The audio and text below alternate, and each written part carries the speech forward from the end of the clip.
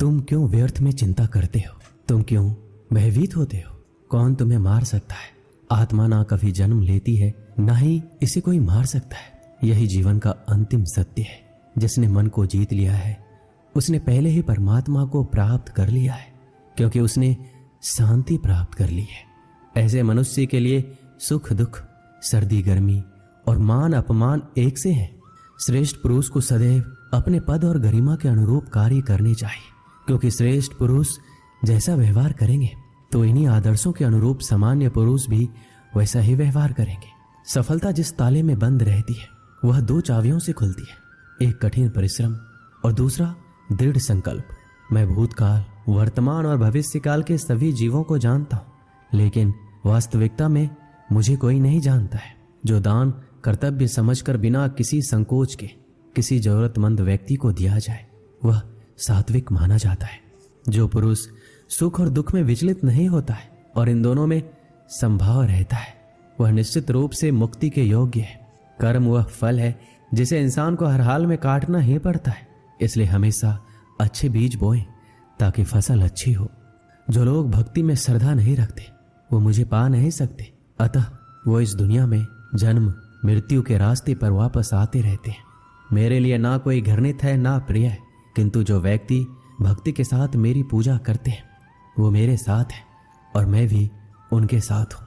मनुष्य को जीवन की चुनौतियों से भागना नहीं चाहिए, ना ही भाग्य और ईश्वर की इच्छा जैसे बहानों का प्रयोग करना चाहिए। मनुष्य को परिणाम की चिंता किए बिना, लोभ लालच बिना एवं निस्वार्थ और निष्पक्ष होकर अपने कर्तव्यों का पालन करना चाहिए। जिस तरह प्रकाश की ज्योति अंधेरे में चमकती है, ठीक उसी प्रकार सत्य भी चमकता है, इसलिए हमेशा सत्य की राह पर चलना चाहिए। जिस मनुष्य के अंदर ज्ञान की कमी और ईश्वर में श्रद्धा नहीं होती वो मनुष्य जीवन में कभी भी आनंद और सफलता को प्राप्त नहीं कर पाता। जब जब इस धरती पर पाप, अहंकार और अधर्म बढ़ेगा तो उसका विनाश कर धर्म की पुनः स्थापना करने हेतु मैं अवश्य अवतार लेता रहूंगा। वह व्यक्ति जो अपनी मृत्यु के समय मुझे याद करते हुए अपना शरीर त्यागता है वह मेरे धाम को प्राप्त होता है, और इसमें कोई संशय नहीं है। जन्म लेने वालों के लिए मृत्यु उतना ही निश्चित है जितना कि मृत होने वालों के लिए जन्म लेना। इसलिए जो अपरिहार्य है उस पर शोक मत करो। वो जो वास्तविकता में मेरे उत्कृष्ट जन्म और गतिविधियों को समझता है वह शरीर त्यागने के बाद पुनः जन्म नहीं लेता और मेरे धाम को प्राप्त होता है। जो होने वाला है वो होकर ही रहता है और जो नहीं होने वाला कभी नहीं होता। ऐसा निश्चय जिनकी बुद्धि में होता है उन्हें चिंता कभी नहीं सताती है। अपने परम भक्तों जो हमेशा मेरा स्मरण या एक चित्त मन से मेरा पूजन करते हैं, मैं व्यक्तिगत रूप से उनके कल्याण का उत्तरदायित्व लेता हूँ। जो कोई भी व्यक्ति जिस किसी भी देवता की पूजा विश्वास के साथ करने की इच्छा रखता है मैं उस व्यक्ति का विश्वास उसी देवता में दृढ़ कर देता हूँ। अच्छे कर्म करने के बावजूद भी लोग केवल आपकी बुराइयां ही याद रखेंगे, इसलिए लोग क्या कहते हैं इस पर ध्यान मत दो। तुम अपना कर्म करते रहो। मानव कल्याण ये भागवत गीता का प्रमुख उद्देश्य है, इसलिए मनुष्य को अपने कर्तव्यों का पालन करते समय मानव कल्याण को प्राथमिकता देना चाहिए। इतिहास कहता है कल सुख था, विज्ञान कहता है कल सुख होगा, लेकिन धर्म कहता है अगर मन सच्चा और दिल अच्छा हो तो हर रोज सुख होगा। क्रोध से भ्रम पैदा होता है, भ्रम से बुद्धि व्यग्र होती है, जब बुद्धि व्यग्र होती है तो तर्क नष्ट हो जाता है, और जब तर्क नष्ट होता है तब व्यक्ति का पतन होता है। अपने आप को ईश्वर के प्रति समर्पित कर दो, यही सबसे बड़ा सहारा है। जो कोई भी इस सहारे को पहचान गया है वह डर, चिंता और दुखों से आजाद रहता है। मनुष्य को अपने कर्मों के संभावित परिणामों से प्राप्त होने वाली विजय या पराजय, लाभ या हानि, प्रसन्नता या दुख इत्यादि के बारे में सोचकर चिंता से ग्रसित नहीं होना चाहिए। ना तो यह शरीर तुम्हारा है, ना ही तुम इस शरीर के मालिक हो। यह शरीर 5 तत्वों से बना है, आग, जल, वायु, पृथ्वी और आकाश। एक दिन यह शरीर इन्हीं 5 तत्वों में विलीन हो जाएगा। मनुष्य का मन इंद्रियों के चक्रव्यूह के कारण भ्रमित रहता है, जो वासना, लालच, आलस्य जैसी बुरी आदतों से ग्रसित हो जाता है। इसलिए मनुष्य का अपने मन एवं आत्मा पर पूर्ण नियंत्रण होना चाहिए। मनुष्य को अपने धर्म के अनुसार कर्म करना चाहिए। जैसे विद्यार्थी का धर्म विद्या प्राप्त करना, सैनिक का धर्म देश की रक्षा करना। जिस मानव का जो कर्तव्य है उसे वह कर्तव्य पूर्ण करना चाहिए। मैं सभी प्राणियों को समान रूप से देखता हूँ। मेरे लिए ना कोई कम प्रिय है ना ही ज्यादा, लेकिन जो मनुष्य मेरी प्रेम पूर्वक आराधना करते हैं वो मेरे भीतर रहते हैं और मैं उनके जीवन में आता हूँ। तुम्हारा क्या गया जो तुम रोते हो? तुम क्या लाए थे जो तुमने खो दिया? तुमने क्या पैदा किया था जो नष्ट हो गया? तुमने जो लिया यहीं से लिया, जो दिया यहीं पर दिया।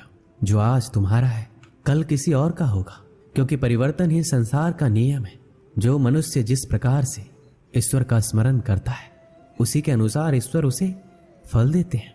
कंस ने श्री कृष्ण को सदैव मृत्यु के लिए स्मरण किया तो श्री कृष्ण ने भी कंस को मृत्यु प्रदान की। अतः परमात्मा को उसी रूप में स्मरण करना चाहिए जिस रूप में मानव उन्हें पाना चाहता है। भगवान प्रत्येक वस्तु में, प्रत्येक जीव में मौजूद है। आत्मा अमर है, इसलिए मरने की चिंता मत करो। आत्मा का अंतिम लक्ष्य परमात्मा में मिल जाना होता है। इंसान नहीं, उसका मन किसी का दोस्त या दुश्मन होता है। बड़प्पन वह गुण है जो पद से नहीं संस्कारों से प्राप्त होता है। व्यक्ति या जीव का कर्म ही उसके भाग्य का निर्माण करता है।